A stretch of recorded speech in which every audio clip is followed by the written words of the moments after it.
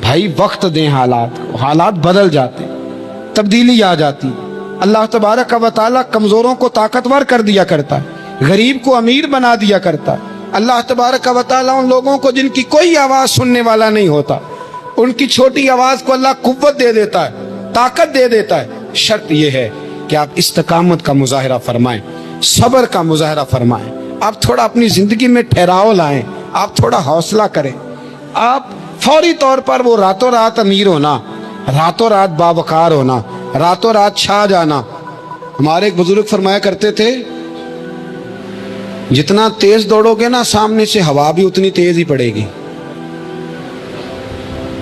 فرماتے تھے اگر بس پہ سیٹ نہیں نہ ملی، پچھلی بس کا انتظار کر لو، چھت پہ بڑی ہوا لگتی ہے۔ اور اگر تم جلد باز ہونا کہ جانا میں نے ابھی ہے، تو فرمایا پھر چھت پہ بیٹھنا پڑے گا تو ہوا بڑی تیز پڑے گی۔ پھر تھوڑا کر کے، حوصلہ کر کے، احتیاط کے ساتھ آپ سفر کریں۔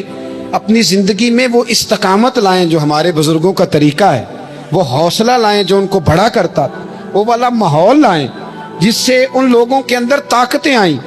تو بھائی یاد رکھیں، آپ حالات کو وقت دیں۔ حالات کو، آپ چلے گئے ڈاکٹر کے پاس دوائی لینے، اس نے آپ کو دوائی دے دی 1 مہینے کی، اس نے کہا 1 گولی صبح کھانی 1 شام کھانی، یہ سیرپ ہے اتنا بڑا، 1 چمچ صبح پینا 1 شام پینا ہے۔ تو آپ نے کہا نہیں میں نے تو 2 گھنٹے میں ٹھیک ہونا ہے، تو ساری بوتل ہی نہ پی جاؤں، ساری گولیاں اکٹھی نہ کھا جاؤں، چونکہ ٹھیک جو ہونا ہے ہو جائیں گے آپ ٹھیک۔ وہ کہتا ہے 1 چمچ پینا ہے، 2 نہ پی لینا، یہ دوسرا اثر بھی ہو سکتا ہے، سائیڈ افیکٹ بھی ہو سکتے ہیں۔ آپ اس کو احتیاط سے لینا۔ اور کچھ گولیاں ایسی ہیں جو ڈاکٹر کہتا ہے پوری نہیں کھانی، آدھی کھانا، تو پھر پوری کھا لیتے ہو۔ بھائی تھوڑا انتظار کریں، آپ جہاں کھڑے ہیں، جس مقام پہ کھڑے ہیں، استقامت کا مظاہرہ کریں، تھوڑا وقت دیں، بڑی بات نہ کریں لیکن تھوڑا ٹائم دیں، تھوڑا حوصلہ کریں۔ ہم فوراً رزلٹ اناؤنس کرتے ہیں، فوراً۔ میرے سنگی کئی دفعہ کہتے ہیں کہ حضرت صاحب آپ کیسا محسوس کرتے ہیں؟ تو میں کہتا ہوں میں تو سیدھا محسوس کرتا ہوں۔ ہمیں لوگ فون کرتے ہیں ٹائم دو، جس کو دے دیا اس کے کاغذوں میں ویری گڈ ہے، اور جس کو نہیں دیا وہ سلام بھی نہیں لیتا، فون بند کر دیتا ہے، چھٹی۔ ویری گڈ آپ اس کے کاغذوں میں ہے جس کی بات پہ آپ پورے، اور جس کو آپ کہہ رہے ہیں کہ نہیں ذرا تو پیار کر، محبت کر، تو ٹائم دے، تو وہ اس بات کے لیے تیار ہے۔ تو آپ صبر کریں، آپ حوصلہ کریں، آپ جس سٹیٹس میں، اور زندگی میں یاد رکھیں جتنا کوئی آپ کو اونچی اور بڑی جگہ پہ بیٹھا نظر آئے گا نا، اتنا زیادہ آزمائش کا شکار ہوگا وہ شخص۔ اس کے لیے روز ایک چوراہا ہے، روز ایک چوک ہے۔ اگر 20 لوگ آپ سے روزانہ رابطے میں ہیں تو آپ ایک جگہ پہ جا سکتے ہیں، یا 2 جگہ پہ 17-18 نے آپ سے ناراض ہونا ہے۔ آپ محسوس کریں اس بات کو۔ آپ جہاں بیٹھے ہیں، جس اسٹیج پہ آپ بیٹھے ہیں، آپ اپنی سیاسی جماعتوں کو دیکھ لیں۔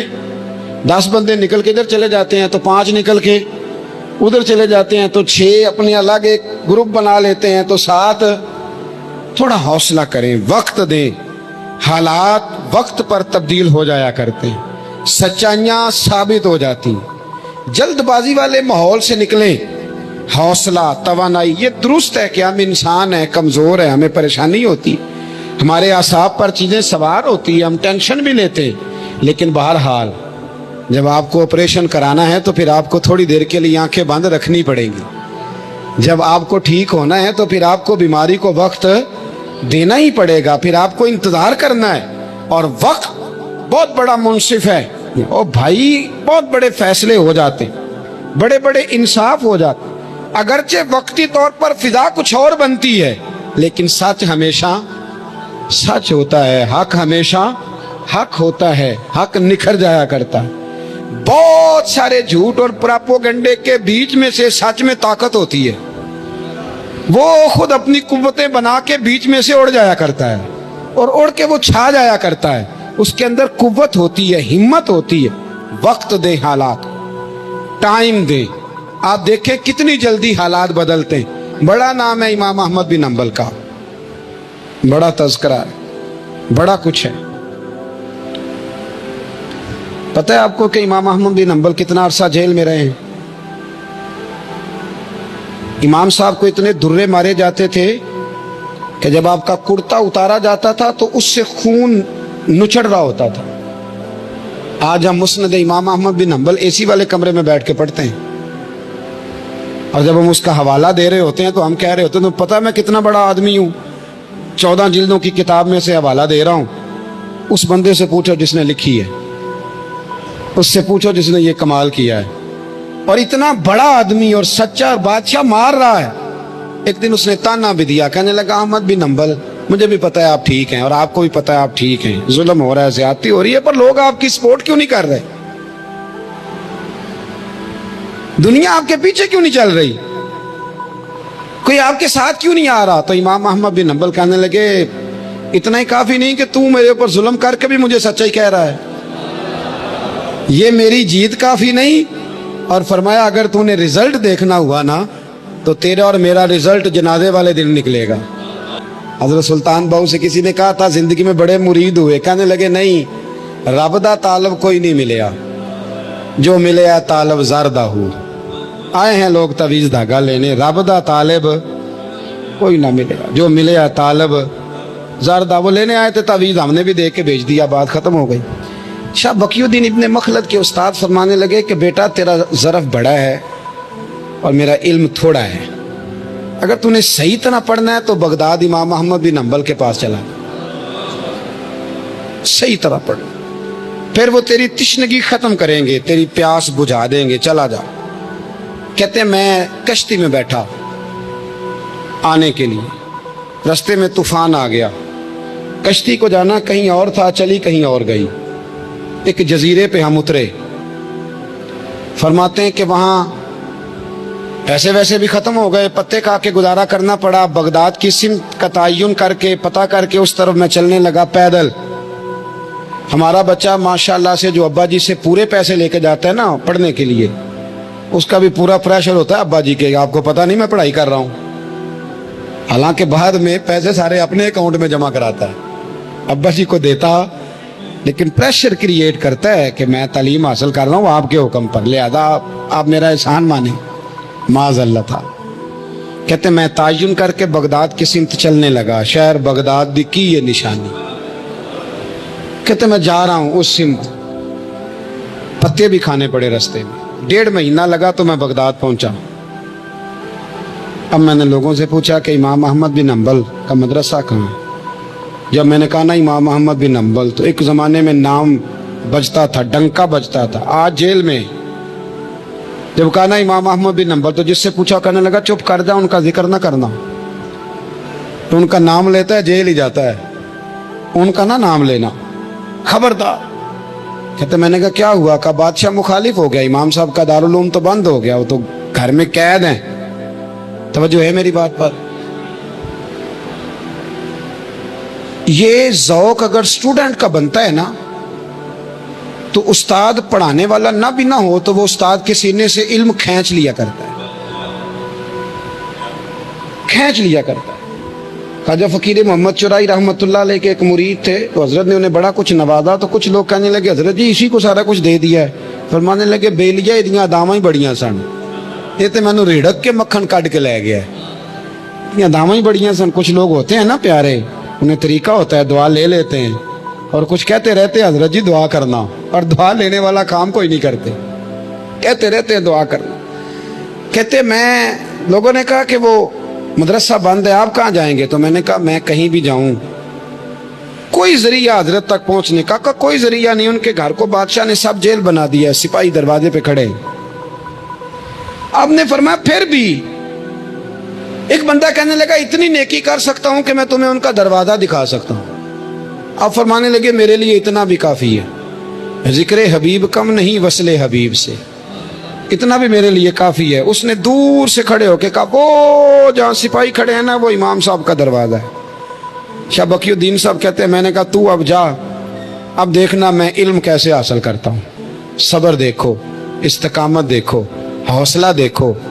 आप फरमाते हैं कि मैंने ना अपने सर से टोपी उतार के किसी को दे दी और बाल मैंने बखेर डाले सारे, एक जगह से 2 जगह से कुर्ता मैंने फाड़ लिया, हाथ में ना मैंने प्याला पकड़ लिया मांगने वाला, तेनू लब दिया आप गवाचे। मैंने ना प्याला पकड़ लिया हाथ में मांगने वाला, और जिस जगह की गली में इमाम साहब का घर था ना, पहले कोने पे सदा लगाई, 1 दिनार का सवाल है। कहते हैं 1 दिनार मिला, फिर दूसरे दरवाजे पे आया, 1 दिनार मिला, फिर तीसरे दरवाजे पे आया। मजनू बन के विच बाजारां कदी कखा वांग रुलाए ते कदी कुहाया कुंभा सारा, सिर नेजे उत्ते चढ़ाए। सजना यार मनाउण दी खातर असां की पेश बटाए। फरमाते मैं ना मांगने वाला, भिकारी बन के मांगने वाला नहीं, मैं अमीर बाप का बेटा था पर मैं मांगने वाला बन गया। मैंने फटे पुराने कपड़े, एक दरवाजे पे 1 दिनार। इमाम साहब का भी दरवाजा आया, कहते मैंने सदा दी, 1 दिनार चाहिए था। कहते इमाम अहमद बिन हंबल दरवाजे तक आए, और जब मेरे प्याले में कासे में दिनार डालने लगे तो मैं रो पड़ा। मैंने कहा मेरे महबूब करीम की हदीसों के वारिस और जानशीन, मैं तो कहाँ से चला हूँ, तुझसे हदीस सीखने आया हूँ। मुझे खैरात ना दे, मुझे मेरे मुस्तफ़ा की 2 हदीसें पढ़ा दे। तो कहते हैं शेख की आंखों में, इमाम साहब की आंखों में आंसू आ गए। फरमाने लगे यार मैं भी सोच रहा था स्टूडेंट ही कोई नहीं, किससे हबीब की बातें करूं, आज तो पढ़ा दूंगा तो कल कैसे आएगा। अर्ज की हुजूर जब तक आप जेल में रहेंगे मैं भिखारी बना रहूंगा। मांगना जो है नौकर की ते नखरा की, जब लेना जो है तो खत्म हो गई बात, प्याला सीधा रखेंगे। आप फरमाते हैं कई महीने, 1 2 4 दिन नहीं, कई महीने मैं हाथ में ना प्याला ले लेता और गलियों में घूमता। 1 दिनार का सवाल है, इस्तकामत, सबर, हौसला। आप फरमाते हैं इमाम अहमद बिन हंबल का दरवाजा आता तो वो 1 दिनार भी रोज देते और हदीसें भी रोज ही पढ़ाते। आप फरमाते हैं कि फिर वक्त बदल गया, फिर हालात तब्दील हो गए, बादशाह चला गया और नया आ गया। फरमाते हैं वो इमाम साहब का अकीदतमंद था, उसने मदरसा बड़ा बना के दिया, उसने मसनद बिछा के दी। पहले दिन जब इमाम साहब मसनद हदीस पर जुब्बा पहनकर, इमामा बांधकर, खुशबू लगाकर मिंबर पर बैठे हदीसें बयान करने, फरमाते हैं जब मैं आया ना सामने तो मैं उन्हें देख के रो पड़ा, वो मुझे देख के रो पड़े। फरमाते हैं उन्होंने कहा रास्ता छोड़ दो, इसे आगे आने दो। जब मैं आगे आया तो इमाम साहब फरमाने लगे पहले भी बड़ा पढ़ाया था, अब भी जिंदगी भर पढ़ाऊंगा, पर जिस सबर और इस्तकामत से तूने पढ़ा है, जो मजा उन दिनों में आया है शायद दोबारा कभी ना। थोड़ा हौसला पैदा करें, थोड़ा इस्तकामत का मुजाहरा करें, थोड़ा सा ना। वो हजरत ख्वाजा निजामुद्दीन साहब से एक शख्स ने आके कहा था मेरा पीर कामिल नहीं तो मैंने बदलना है। फरमाया शरीक कबाहत तो कोई नहीं। कहने लगा नहीं। तो आप फरमाने लगे तो अल्लाह की रजा के लिए खिदमत कर, हो सकता है तेरी खिदमत की बरकत से अल्लाह उसे कामिल कर दे, अल्लाह कामिल बना दे, तेरी बरकत से ही कामिल हो जाए। थोड़ा इस्तकामत का माहौल बनाएं। मैं इस ज़माने में जो सबसे ज़्यादा कमज़ोरी महसूस करता हूँ लोगों के अंदर, तो यह है कि तदब्बुर नहीं, हौसला नहीं। एक बुत होता है मेरी ज़ात का जिससे मैं सारी ज़िंदगी बाहर नहीं निकल पाता। मैं कहता हूँ जो मैं कह रहा हूँ वो होना चाहिए, जो मैं चाह रहा हूँ वो होना चाहिए, जो मेरी ख्वाहिश है वो होना चाहिए। ऐसा नहीं होगा। ख्वाहिशें आप करेंगे, चाहते आप करेंगे, पर पूरी अल्लाह अपनी हिकमत से करेगा। पूरा अल्लाह अपनी। मेरे नबी करीम अलैहिस्सलाम ने एक दुआ मांगी थी, अल्लाह मेरी उम्मत लड़े ना। तो रब करीम ने कहा महबूब ये दुआ मुझसे मांगे ही ना। इसमें भी उसकी हिकमत है कि आपको हक पहचानना है, खुदा रा अल्लाह पे छोड़ें। हम बड़े बेहौसला हैं, हम बड़े कमज़ोर हैं, हमें तो अल्लाह ताला खैर करे। अब तो ज़माने में जो दवाई सबसे ज़्यादा बिकनी चाहिए वो वहम की दवाई है, वो सबसे ज़्यादा बिकनी चाहिए। हर चौथा आदमी इस वहम का शिकार है कि जाने क्या हो जाएगा। कुछ भी नहीं होगा, वही होगा जो मंजूर है। आपको तो माशाल्लाह याद है, वही होगा जो मंजूर है। कुछ चीज़ें अल्लाह रसूल पे छोड़ें, सब्र के साथ, इस्तकामत के साथ। एक बात मैंने शुरू में की थी, फिर दोहराता हूँ आखिर पे।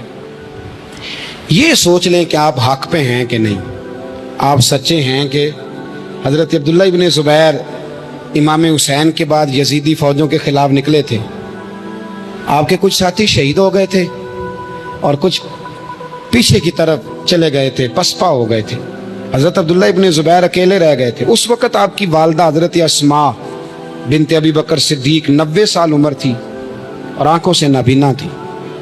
فرماتے ہیں میں اپنی اماں سے مشورہ کرنے آیا، میں نے کہا اماں میرے کچھ ساتھی پیچھے چلے گئے، کچھ شہید ہو گئے، میں جہاد میں اکیلا رہ گیا ہوں، حکم کیا ہے؟ تو اماں کہنے لگی عبداللہ پہلے یہ بتا تو حق پہ ہے کہ نہیں؟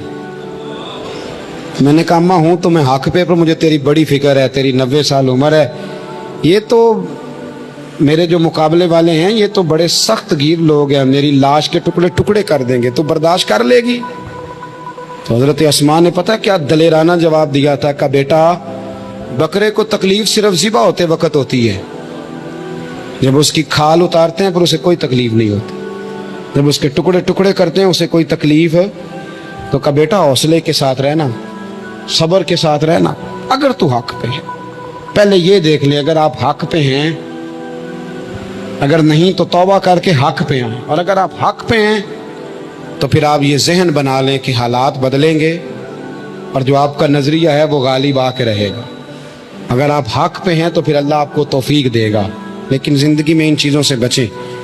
امام اعظم کے خلاف سازش رچی گئی، امام صاحب رحمۃ اللہ تعالیٰ علیہ کے پاس ایک بی بی دوڑی، حضور مسئلہ پوچھنا، آپ عورتوں سے ملا نہیں کرتے تھے، میں نے سوال کرنا ہے جی، جلدی جلدی سے اندر آ گئی۔ عورت جیسے ہی اندر داخل ہوئی باہر شور ہو گیا، امام صاحب کے پاس عورت ہے، اس نے بھی شور کر دیا کہ معاذ اللہ ثم معاذ اللہ، 10 درازی کیا امام اعظم نے۔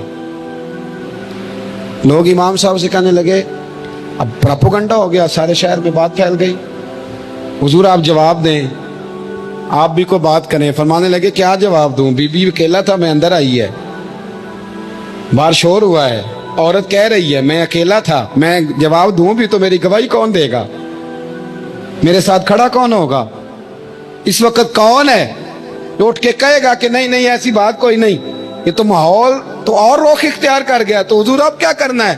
تو آپ فرمانے لگے کرنا کیا ہے، میں کوئی لاوارث ہوں، رب رسول کا ماننے والا ہوں، میں فیصلہ اپنے اللہ پہ چھوڑتا ہوں، وہ بھی تو عدالت ہے نا۔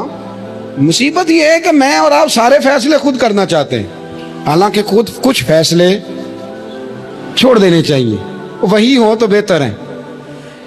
فرمایا اللہ رسول پہ چھوڑتا ہوں، ختم ہو گئی بات، اب میں دلیل دوں گا بھی تو میری سنے گا کون؟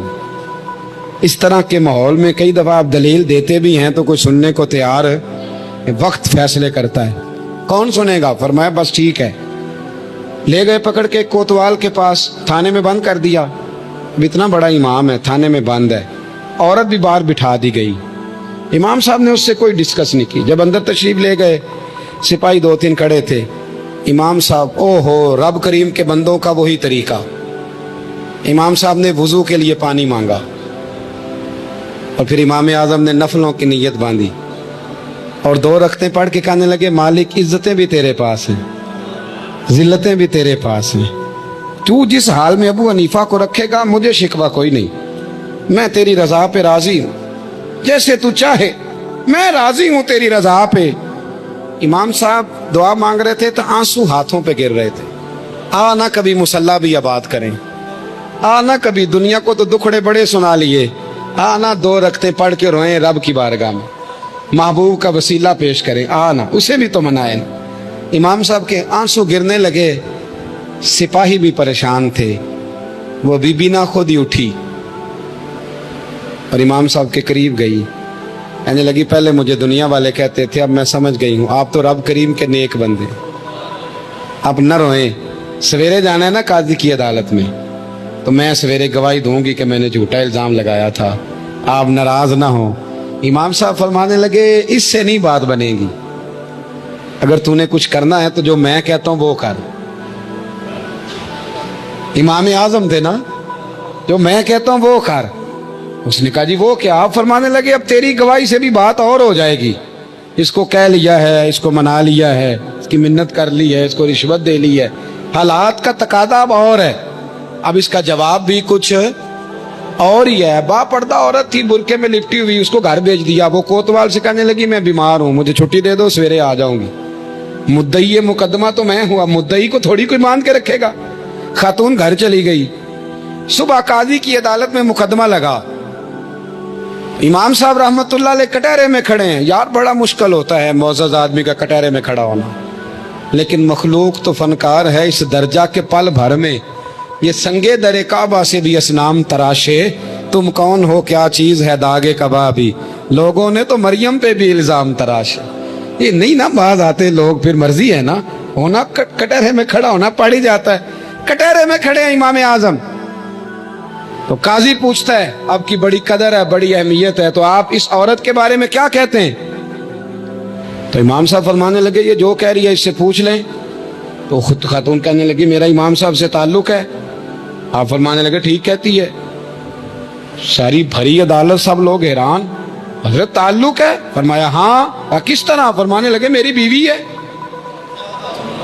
زوجہ میری اہلیہ ہے۔ جناب کس طرح؟ فرمایا محلے کی بیویاں بلا لو، اس کے ابا کو بلا لو، چہرہ دکھا لو۔ وہ سارے لوگ جمع ہو گئے، چہرہ کھول کے دیکھا تو امام صاحب کی زوجہ تھی۔ امام صاحب نے اس خاتون کو کہہ کے بھیجا تھا کہ یہی برقع میری بیوی کو دے کے سویرے بھیج دینا، یہی والا برقع جو تو نے پہنا ہے، اب گھر جا اور میری اہلیہ کو یہ برقع دے کے بھیج دینا۔ وہ برقع دے کے اس نے بھیج دیا۔ جب امام صاحب رحمت اللہ علیہ کی اہلیہ ثابت ہو گئی کہ یہ تو امام صاحب کی اہلیہ ہیں جو کھڑی ہیں، اب وہ جو سازش رچنے والے تھے وہ دائیں بائیں دیکھ رہے تھے۔ تو امام صاحب نے ایک بات کی جو بڑی شاندار ہے، فرمایا تدبیریں تم نے بھی کی تھی، پر جو تدبیر میرا رب فرماتا ہے نا، جو تدبیر میرا، فرمایا یہ ابو حنیفہ کی تدبیر نہیں، یہ تدبیر میرے اللہ کی ہے جو اس نے مجھے عطا فرمائی، مجھے سجھائی۔ اب قاضی صاحب نے حکم دیا کہ جتنے لوگوں نے الزام لگایا ہے وہ سارے معافی مانگ، وہ آئیں جس نے بات کی۔ بھائی وقت کو دیکھیں، فیصلے اللہ کے حوالے کریں۔ ہم لوگوں نے جھگڑے کر کے، دلائل دے دے کے، بحث کر کے معاملات کو اتنا الجھا لیا ہے۔ آپ یقین کریں ایک خاندان کی 15 میٹنگیں اور پنچایتیں ہو جاتی ہیں، پر رزلٹ صفر ہے۔ وہ فلاں چودھری صاحب اس کے ساتھ مل گئے تھے، فلاں آدمی ادھر چلا گیا تھا۔ آپ تھوڑا وقت دیں، صبر کریں، استقامت کا مظاہرہ کریں۔ آپ دیکھیں حالات کس کروٹ بیٹھتے ہیں۔ کئی دفعہ صلح کی پیشکش کی جناب ابو سفیان کو، لیکن وہ مانتے نہیں تھے۔